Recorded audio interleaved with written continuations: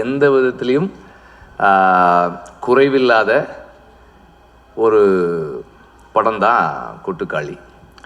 Vinod is a very very very special film maker. இந்த ஜெனரேஷனுடைய, இன்றைக்கி இருக்கிற யங் ஜெனரேஷனுடைய தமிழ் சினிமாவின் அடையாளமாக இன்டர்நேஷ்னல் லெவலில் இருக்கிற ஒரு film maker. There are other film makers also.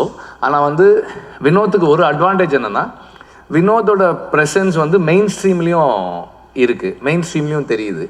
அதுக்கு காரணம் இந்த ப்ரொடக்ஷன் ஹவுஸ், சிவகார்த்திகேயனுடைய சப்போர்ட் அண்ட் சூரி மாதிரி ஒரு மெயின் ஸ்ட்ரீம் ஆக்டர். அவர் இன்றைக்கி கதை நாயகனாக இருக்கிறாரு, அது இல்லை. அது இல்லாமலுமே கூட அவர் ஒரு mainstream actor, popular actor.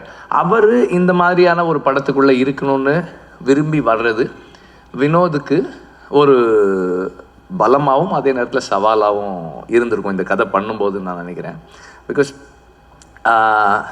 இந்த மாதிரியான வாழ்க்கைக்கு மிக நெருக்கமான ஒரு படத்தை பண்ணும்போது வணிக ரீதியான அல்லது வியாபாரத்தில் இருக்கிற நடிகர்களோ தயாரிப்பாளர்களோ இருக்கும்போது அவங்களுக்கான சில தேவைகள் இருக்கும், அந்த டிமாண்ட்ஸ் இருக்கும். அதையும் மனசில் வச்சுக்கிட்டு தனக்கு நெருக்கமான ஒரு படத்தையும் பண்ணுறது பெரிய சேலஞ்ச். வினோத் 2 படம் பண்ணியிருக்காரு. 2 படமுமே இன்டர்நேஷ்னலாக பல ஃபிலிம் ஃபெஸ்டிவல்ஸில் போய் பேசப்படுற, ரொம்ப கொண்டாடப்படுற படங்களாக இருந்திருக்கு. 2 படமுமே அப்படி தான். கொட்டுக்காளியை பொறுத்த வரைக்கும் இது ஒரு ஃபெமினிஸ்ட் ஃபிலிமா அப்படின்னு கேட்டால் yes, it takes the side of the oppressed, அதாவது பெண்களின் பக்கம் நிற்குது. சாதியத்திற்கு எதிரான படமானா கண்டிப்பாக சாதியத்துக்கு எதிரான ஒரு படமாகவும் இருக்குது. இது ஒரு இலக்கியமாக இருக்காருன்னா இலக்கியமாகவும் இருக்குது. இது ஒரு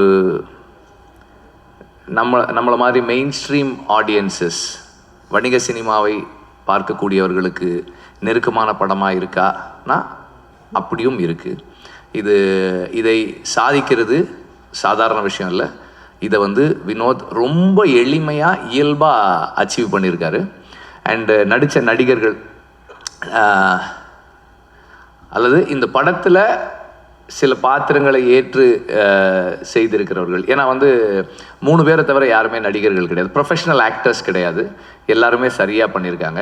அப்புறம் இதில் இன்னொரு பெரிய துணிச்சலான விஷயம் ஒரு ஃபில்ம் மேக்கராக வினோத் பண்ணியிருக்கிறது என்னென்னா, இதுக்கு பேக்ரவுண்ட் ஸ்கோர் பயன்படுத்தாது.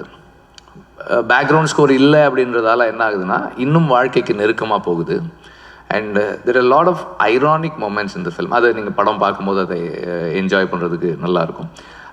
அந்த முரண்கள் தான் இந்த ஃபில்ம் மேக்கரை, இந்த ரைட்டரை ரொம்ப முக்கியமாக நம்ம கவனிக்க வேண்டிய ஒரு ஆளாக மாற்றுற தன்மையை கொடுக்குது. சூரி, அனபென் அண்ட் மற்ற நடிகர்கள், பிரகதீஸ்வர் நடிச்சிருக்காரு. அப்புறம் நிறைய எல்லா நடிகர்களுமே அந்தந்த பாத்திரங்களாகவே இருக்காங்க. யாருமே அதிகமாக போகலை, கம்மியாக வரலை. அண்டு படம் முடியும் போது எனக்கு அந்த அந்த நடிகர்கள் அந்த நடிகர்கள் இல்லை, அந்த இயக்குனர் இல்லை, அந்த கதாசிரியர் இல்லை, அந்த ஒளிப்பதிவாளர் இல்லை, அந்த யாருமே இல்லை.